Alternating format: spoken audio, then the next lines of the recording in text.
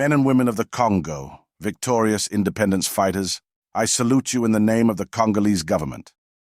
I ask all of you, my friends, who tirelessly fought in our ranks, to mark this June 30th, 1960, as an illustrious date that will be ever engraved in your hearts.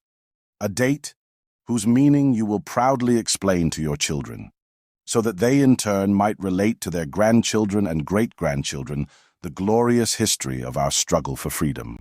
Although this independence of the Congo is being proclaimed today by agreement with Belgium, an amicable country, with which we are on equal terms, no Congolese will ever forget that independence was won in struggle.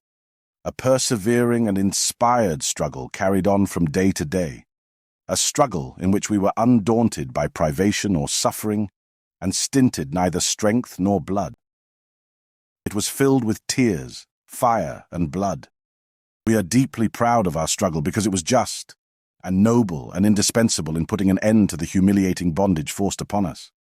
That was our lot for the 80 years of colonial rule, and our wounds are too fresh and much too painful to be forgotten. We have experienced forced labor in exchange for pay that did not allow us to satisfy our hunger, to clothe ourselves, to have decent lodgings, or to bring up our children as dearly loved ones. Morning, noon, and night, we were subjected to jeers, insults, and blows because we were Negroes. Who will ever forget that the black was addressed as tu, not because he was a friend, but because the polite vous was reserved for the white man?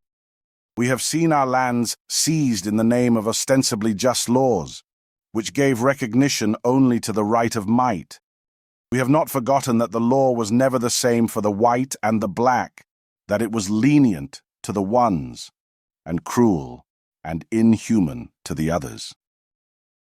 We have experienced the atrocious sufferings, being persecuted for political convictions and religious beliefs, and exiled from our native land.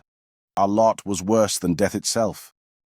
We have not forgotten that in the cities the mansions were for the whites and the tumble-down huts for the blacks, that a black was not admitted to the cinemas, restaurants, and shops set aside for Europeans, that a black traveled in the holds under the feet of the whites in their luxury cabins.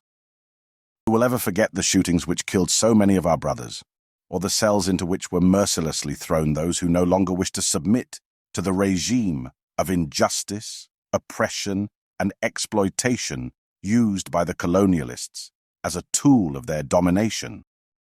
All that, my brothers, brought us untold suffering.